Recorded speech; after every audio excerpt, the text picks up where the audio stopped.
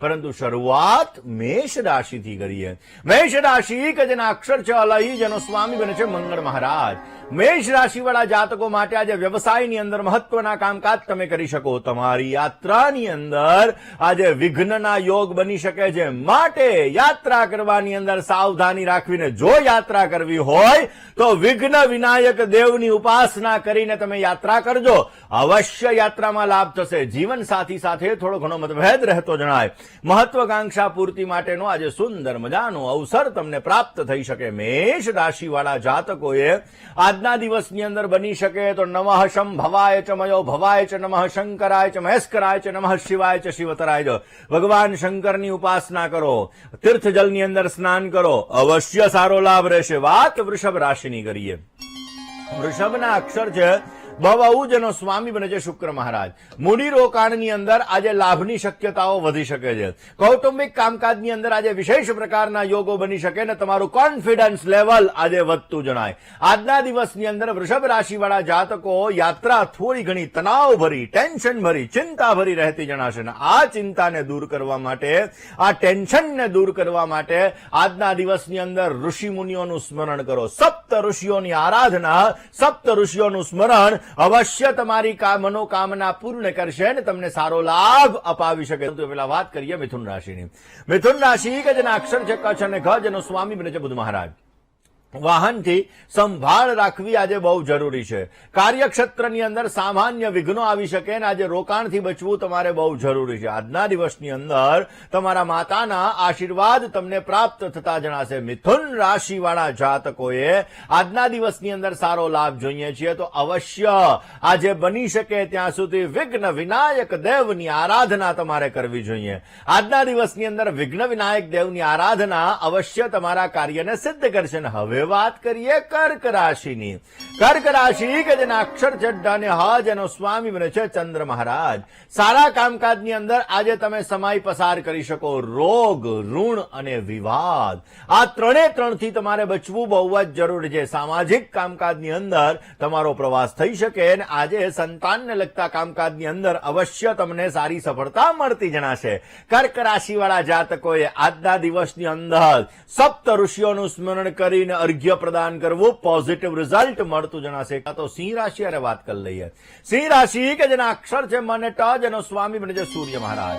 ખાનપાનની અંદર આજે તમારે સાવધાની રાખવી બહુ જરૂરી છે અને કર્મ ક્ષેત્રની અંદર આજે પરિવર્તનના સુંદર મજાના યોગો બની રહ્યા છે. આમ પણ સંસારમાં પરિવર્તન એ સંસારનો નિયમ છે અને એટલા માટે આજે કર્મ ક્ષેત્રની અંદર થોડા ઘણા પરિવર્તનો આવશે ને એ પરિવર્તનોને તમારે સ્વીકારવા જરૂરી છે. આજે વ્યાપારની અંદર ભાગીદારી વર્ગથી તમને સારો લાભ મળી શકે ને સારા કાર્ય કરવા માટે આજે યાત્રા થઈ શકે એમ છે. આજના દિવસની અંદર સિંહ રાશિવાળા જાતકોએ સારો લાભ જોઈએ છીએ તો ભગવાન ગણપતિ દાદાને, ભગવાન વિઘ્ન વિનાયકને આજે પીળા કલરની મીઠાઈ અર્પણ કરો. અવશ્ય ગણપતિ મહારાજ તમારી મનોકામનાઓ પૂર્ણ કરશે. વાત કન્યા રાશિની કરીએ.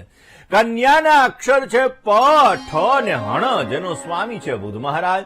કન્યા રાશિવાળા જાતકો માટે જીવન સાથી સાથે આજે થોડો ઘણો તણાવ, થોડું ઘણું ટેન્શન રહેતું જણાય.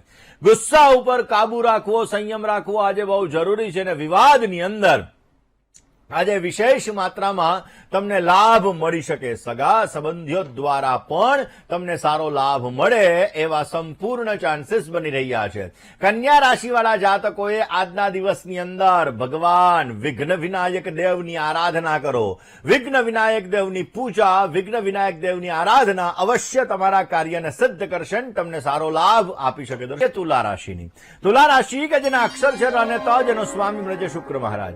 વ્યાપારની અંદર આજે તમને સારો લાભ મળતો જણાય. પ્રિય વ્યક્તિની આજે મિલન મુલાકાત થાય. મુલાકાત તમારા માટે લાભદાયી રહેશે.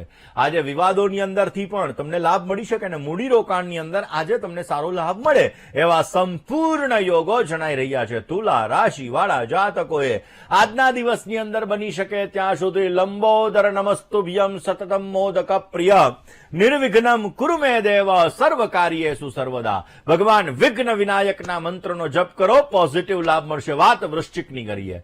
વૃશ્ચિકના અક્ષર છે ન અને ય, જેનો સ્વામી બને છે મંગળ મહારાજ. કુટુંબની અંદર, વ્યાપારની અંદર મતભેદના સંપૂર્ણ ચાન્સીસ બની શકે છે. તમારા પ્રભાવથી તમારા શત્રુઓ પરાસ્ત થતા જણાય. ભાગીદારી વર્ગને સુંદર મજાનો લાભ મળી શકે અને સંતાન પક્ષ તરફથી તમારી ચિંતાઓ દૂર થતી જણાશે. વૃશ્ચિક રાશિવાળા જાતકોએ આજના દિવસની અંદર સારો લાભ જોઈએ છીએ તો આજે કોઈ પણ ગણપતિના મંદિરે જવાનું, તમારા ઘરની અંદર, તમારા મોહલ્લાની અંદર જ્યાં પણ ગણપતિ મહારાજનું સ્થાપન હોય એ જગ્યાએ જવાનું. દુર્વા કહેતા, ધ્રોકડ કહેતા ધરો એ અવશ્ય ત્યાં અર્પણ કરવાનું અને ત્યારબાદ સંકટનાશ અને ગણેશ સ્તોત્રનો પાઠ સાંભળવો અથવા કરવો. પોઝિટિવ રિઝલ્ટ મળશે અને સારો ફાયદો પ્રાપ્ત થતો જણાય. હવે વાત કરીએ ધન રાશિની. ધન રાશિ કે જેના અક્ષર છે ભ, ધ, ભ અને ઢ, જેનો સ્વામી છે ગુરુ મહારાજ. નવા પરિચય તમને સારો લાભ પણ કરાવી શકે અને માતૃપક્ષ તરફથી તમને આર્થિક મદદ આજે મળતી જણાય. વાહન ચલાવવામાં સાવધાની રાખવી પડે હો. અને આજે સંતાન પક્ષ તરફથી તમને શુભ સમાચારની પ્રાપ્તિ થતી જણાશે. આજના દિવસની અંદર ગણપતિ મહારાજને મોતીચૂરના લાડુ અર્પણ કરો, પોઝિટિવ રિઝલ્ટ મળશે. વાત મકર રાશિની કરીએ. મકરના અક્ષર છે ખ અને જ, જેનો સ્વામી બને છે શનિ મહારાજ. યાત્રા પ્રવાસના આજે સુંદર મજાના યોગો જણાઈ રહ્યા છે. નવા કામકાજથી લેણા દેણી સારી છે અને વિવાદિત કામકાજની અંદર આજે તમને વિજય મળી શકે. ધર્મ પ્રત્યેની શ્રદ્ધામાં આજે વધારો થાય, પોઝિટિવ રિઝલ્ટ મળતું જણાય. આજે બની શકે ત્યાં સુધી ગણપતિ મહારાજને તમારે સુંદર મજાનો ખેસ અર્પણ કરવાનો. પોઝિટિવ રિઝલ્ટ મળશે અને સારો લાભ મળતો જણાય. વાત કુંભ રાશિની કરીએ. કુંભના અક્ષર છે ગ, શ, શ અને શ, જેનો સ્વામી બને છે શનિ મહારાજ. સામાજિક કાર્યની અંદર આજે તમને લોકપ્રિયતા મળતી જણાય. મહેમાન અને સ્નેહીજન સાથે મિલન મુલાકાત થાય, મુલાકાત લાભદાયી રહે. માનસિક શાંતિના આજે સુંદર મજાના યોગ છે અને વ્યાપારની અંદર આજે મધ્યમ માત્રામાં તમને ફળ મળી શકે. આજે ગણપતિના મંદિરે જઈ ગણપતિ મહારાજના મંત્રનો જપ કરવો, પોઝિટિવ લાભ મળશે. વાત મીન રાશિની કરીએ. મીનના અક્ષર છે દ, ચ, ઝ અને થ, જેનો સ્વામી બને છે ગુરુ મહારાજ. મનગમતા કામકાજની અંદર આજે રુચિ વધતી જણાશે. આજે રોગ અને શત્રુથી તમને લાભ થઈ શકે. આર્થિક સમસ્યાઓ તમારી હળવી બનતી જણાય અને વિવાદિત કામકાજની અંદર આજે તમે વિજય મેળવી શકો. આજના દિવસની અંદર ગણપતિ અથર્વ શીર્ષનો પાઠ કરી તમારા કાર્યની શરૂઆત કરો, પોઝિટિવ રિઝલ્ટ મળતું જણાશે.